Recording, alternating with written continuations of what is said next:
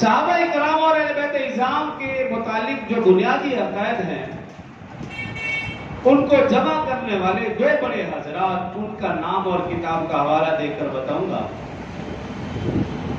India کے بہت بڑے بزرگ، آج سے 60-70 سال پہلے اس دنیا سے رخصت ہو چکے علامہ عبدالشکور لکھنوی رحمۃ اللہ تعالی علیہ، انہوں نے اپنی کتاب خلفائے راشدین میں یہ عقائد لکھے۔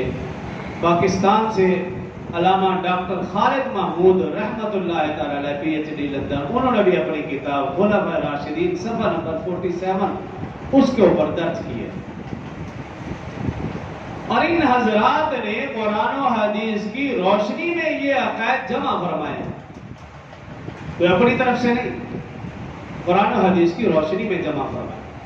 ان عقائد کو ذکر کروں گا۔ صحابہ کرام اور اہل بیت اعظام رضوان اللہ علیہ مجمعین کے متعلق سب سے پہلا اور بنیادی عقیدہ یہ کہ رسول اللہ صلی اللہ علیہ وسلم کی صحبت بہت بڑی چیز ہے،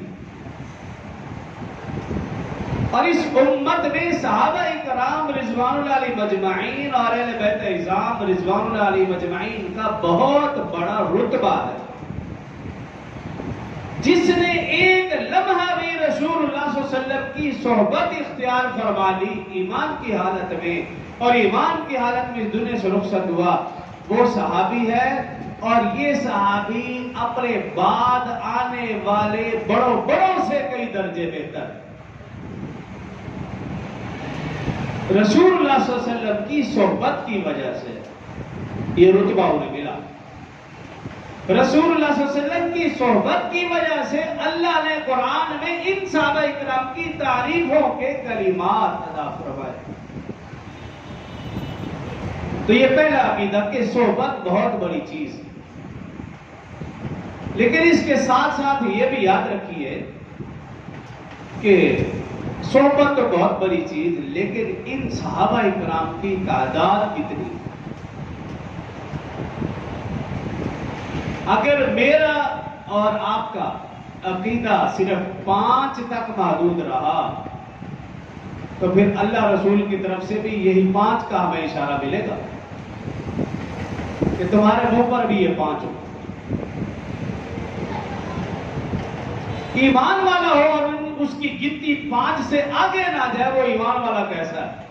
وہ ہو ہی نہیں سکتا۔ پن تن کا لفظ اہل ایمان کی زبان پر آئے تو آئے کیوں؟ باقیوں کا کیا قصور ہے؟ اہل سنت والجماعت کا عقیدہ ہے رسول اللہ صلی اللہ علیہ وسلم کی صحبت میں بیٹھنے والے صحابہ کرام 2 4 5 نہیں، ان کی تعداد 1.25 لاکھ کے لگ بھگ ہے۔ وہ 1.25 لاکھ صحابہ کرام سب کے سب تن پاک ہے، 2 4 5 نہیں۔ یہ لفظ اپنی ڈکشنری سے نکال دیں، زندگی سے نکال دیں، کہیں ایسا نہ ہو کہ ان 5 کے علاوہ دیگر حضرات نے ہمیں قیامت والے دن گرفتار پکڑا۔ تو رسول اللہ صلی اللہ علیہ وسلم کی صحبت بہت بڑی چیز۔ آپ بدر میں دیکھیے 313 یا 14 کے لگ بھگ صحابہ کرام کی تعداد ہے، احد میں دیکھیے 1000 کے قریب صحابہ کرام کی تعداد ہے، خندق میں دیکھیے 3000 کے قریب صحابہ کرام کی تعداد ہے۔ آپ صلح حدیبیہ کے موقع پر دیکھیے قرآن پاک میں لقد رضی اللہ عن المؤمنین اذ یبایعونک تحت الشجرہ، 1500 1600 یا 1800، بعد نے لکھا 2400 صحابہ کرام رضوان اللہ علیہ مجمعین کی تعداد ہے۔ فتح مکہ کے موقع پر دیکھیے 10,000 صحابہ کرام رضوان اللہ علیہ مجمعین کی تعداد ہے۔ غزوہ حنین کے موقع پر دیکھیے 12,000 صحابہ کرام رضوان اللہ علیہ مجمعین کی تعداد ہے، اور خطبہ حجۃ الوداع کے موقع پر دیکھیے 40,000 صحابہ کرام رضوان اللہ علیہ مجمعین کی تعداد ہے۔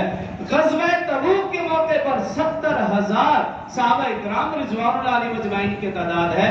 بوقت وفات النبی صلی اللہ علیہ وسلم 1,24,000 صحابہ کرام رضوان اللہ علیہ مجمعین کی تعداد، اور یہ سب کے سب پاک ہیں، 4 5 نہیں، 5 تن نہیں، سب تن پاک۔ یہ اہل سنت والجماعت کا عقیدہ ہے۔ جو سنی نہیں اس پہ ہمیں اعتراض بھی نہیں ہے، وہ 2 کہے 5 کہے 10 کہے وہ لگ رہے، ہمیں اس سے کوئی اعتراض نہیں، گلہ نہیں، شکوہ نہیں۔ لیکن سنی ہو اور 5 تک بریک لگے یہ پھر سنی بھی نہیں ہے. یہ اپنا آپ کو سنی کہنا کروانا چھوڑ دے, اس لسٹ سے نکال دے, پھر انہی لوگوں کے پاس جائے جن کے دم بھرتا ہے. یہ نشان کون سا اچھا ہے؟ کوئی مناسب تھوڑی ہے. کسی کو یوں کرے کوئی اچھا نشان, کسی کے گھر پہ لگا ہو کوئی اچھی علامت ہے؟ بھئی دور سے ہی ٹھہوستے اور لانتیں ملامتیں ہو رہی ہیں. تو اس لیے یہ اشارہ, یہ لفظ ایسا نہ بولے نہ کہیں, نہ ایسے نشان دیکھیں, نہ ایسوں کے قریب جائیں, نہ ایسوں کے پاس بیٹھیں, نہ ایسوں کی بات سنیں, نہ ایسوں کے بعد کھائیں پیئیں. بس دور رہیں تو بہتر ہے, ایمان محفوظ رہے گا. جتنے قریب ہوں گے اتنے ایمان سے دور ہوں گے. تو